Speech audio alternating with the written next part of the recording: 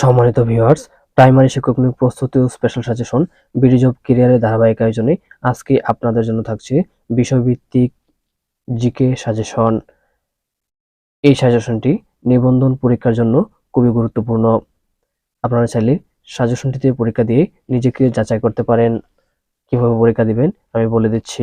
তার আগে বলে নিই, এখনো পর্যন্ত আপনারা যারা চ্যানেলটি সাবস্ক্রাইব করেননি, সাবস্ক্রাইব করে এবং লাইক কমেন্ট শেয়ার করে সাথে থাকবেন। প্রথমত, প্রতিটি প্রশ্ন বলার পর কিছুক্ষণ সময় দেওয়া হবে। এই সময়ের মধ্যে আপনি সঠিক উত্তরটি চিহ্নিত করবেন এবং খাতায় লিখে রাখবেন। যদি আপনি মুখে মুখে মনে রাখতে পারেন তাহলে খাতা কলমের প্রয়োজন নেই।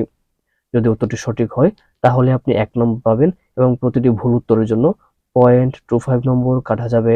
আপনি বিষয়ভিত্তিক সাজেশনে কত পেলেন তা অবশ্যই কমেন্ট করে জানাবেন, তাহলে অন্যদের সাথে কম্পেয়ার করে আপনার অবস্থানটি দেখতে পারবেন।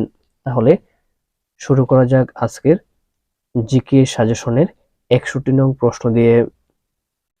61 নং প্রশ্ন বলা আছে, বাংলাদেশের সর্বোচ্চ শৃঙ্গের নাম কি? আমি আবারও বলছি, বাংলাদেশের সর্বোচ্চ শৃঙ্গের নাম কি? সঠিক উত্তরটি হচ্ছে তাজিংডং। সঠিক উত্তরটি হচ্ছে তাজিংডং। 62 নং প্রশ্ন বলা আছে, বাংলাদেশের একমাত্র প্রবাল দ্বীপ কোনটি? আমি আবারও বলছি, বাংলাদেশের একমাত্র প্রবাল দ্বীপ কোনটি? আপনারা সঠিক উত্তরটি চিহ্নিত করে খাতায় লিখে ফেলুন। সঠিক উত্তরটি হচ্ছে সেন্ট মার্টিন। সঠিক উত্তরটি হচ্ছে সেন্ট মার্টিন। 63 নং প্রশ্ন বলা আছে, পদ্মা নদী কোন জেলা দিয়ে বাংলাদেশে প্রবেশ করেছে? আমি আবারও বলছি, পদ্মা নদী কোন জেলা দিয়ে বাংলাদেশে প্রবেশ করেছে? আপনারা সঠিক উত্তরটি চিহ্নিত করে খাতায় লিখে ফেলুন। সঠিক উত্তরটি হচ্ছে রাজশাহী, অর্থাৎ রাজশাহী, পদ্মা নদী রাজশাহী জেলা দিয়ে প্রবেশ করেছে। 64 নং প্রশ্ন বলা আছে, বাকলেন্ড বাঁধ কোন নদীর তীরে অবস্থিত? আমি আবারও বলছি, বাকলেন্ড বাঁধ কোন নদীর তীরে অবস্থিত? আপনারা সঠিক উত্তরটি চিহ্নিত করে খাতায় লিখে ফেলুন। সঠিক উত্তরটি হচ্ছে বুড়িগঙ্গা নদীর তীরে অবস্থিত। সঠিক উত্তরটি হচ্ছে বুড়িগঙ্গা নদীর তীরে অবস্থিত। 65 নং প্রশ্ন বলা আছে, চাঁদের কক্ষপথে দক্ষিণ কোরিয়া প্রথম যাত্রা করে কবে? আমি আবারও বলছি, চাঁদের কক্ষপথে দক্ষিণ কোরিয়া প্রথম যাত্রা করে কবে? আপনারা সঠিক উত্তরটি চিহ্নিত করে খাতায় লিখে ফেলুন। সঠিক উত্তরটি হচ্ছে আগস্ট মাসের 2022 সালে। সঠিক উত্তরটি হচ্ছে আগস্ট মাসের 2022 সালে। 66 নং প্রশ্ন বলা আছে, 76-এর মন্বন্তর নামক ভয়াবহ দুর্ভিক্ষ কত সালে ঘটে? আমি আবারও বলছি, 76-এর মন্বন্তর নামক ভয়াবহ দুর্ভিক্ষ কত সালে ঘটে? আপনারা সঠিক উত্তরটি চিহ্নিত করে খাতায় লিখে ফেলুন। সঠিক উত্তরটি হচ্ছে বাংলা 1176 সালে। সঠিক উত্তরটি হচ্ছে বাংলা 1176 সালে। 67 নং প্রশ্ন বলা আছে, জাতীয় স্মৃতিসৌধের স্থপতিকে? আমি আবারও বলছি, জাতীয় স্মৃতিসৌধের স্থপতিকে? আপনারা সঠিক উত্তরটি চিহ্নিত করে খাতায় লিখে ফেলুন। সঠিক উত্তরটি হচ্ছে সৈয়দ মাইনুল হোসেন। সঠিক উত্তরটি হচ্ছে সৈয়দ মাইনুল হোসেন। 68 নং প্রশ্ন বলা আছে, আমেরিকাকে এশিয়া থেকে পৃথক করেছে কোন প্রণালী? আমি আবারও বলছি, আমেরিকাকে এশিয়া থেকে পৃথক করেছে কোন প্রণালী? আপনারা সঠিক উত্তরটি চিহ্নিত করে খাতায় লিখে ফেলুন। সঠিক উত্তরটি হচ্ছে বেরিং প্রণালী, অর্থাৎ আমেরিকাকে এশিয়া থেকে পৃথক করেছে বেরিং প্রণালী। 69 নং প্রশ্ন বলা আছে, পাম টপ কি? আমি আবারও বলছি, পাম টপ কি?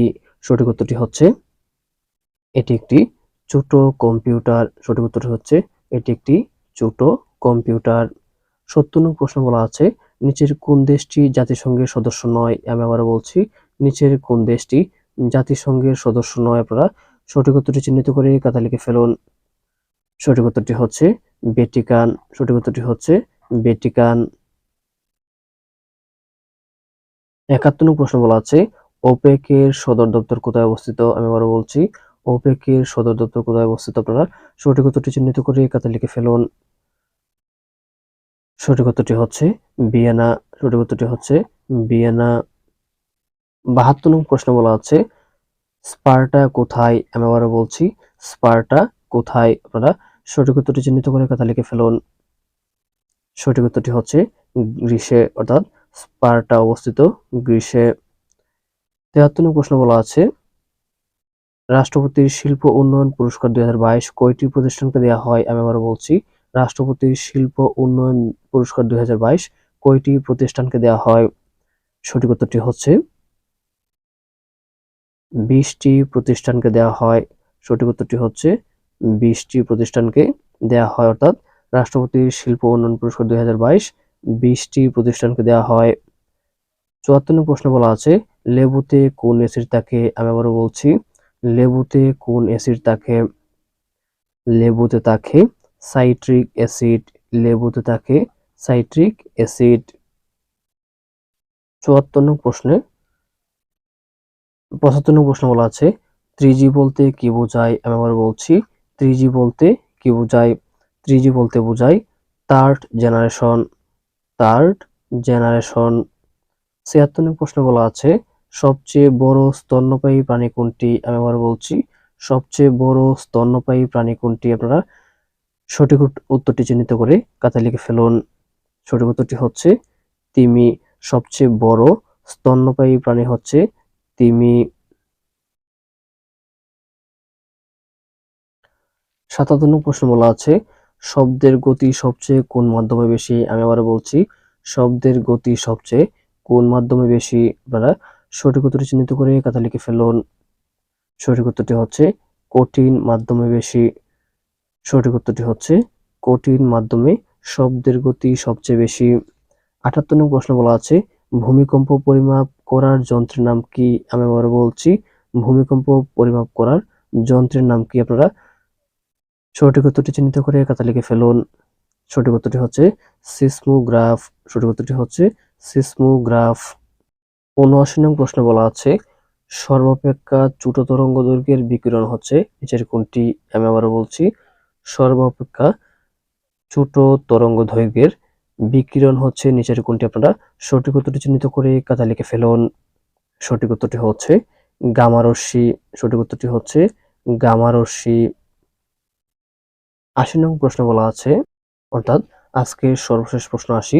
এই 80 নং প্রশ্ন বলা আছে, 2022 সালের নারী হকি বিশ্বকাপে চ্যাম্পিয়ন কোন দেশ? আমি আবারও বলছি, 2022 সালের নারী হকি বিশ্বকাপে চ্যাম্পিয়ন কোন দেশ? আপনারা সঠিক উত্তরটি চিহ্নিত করে খাতায় লিখে ফেলুন। সঠিক উত্তরটি হচ্ছে নেদারল্যান্ডস। সঠিক উত্তরটি হচ্ছে নেদারল্যান্ডস। সম্মানিত ভিউয়ার্স, আজ এ পর্যন্তই।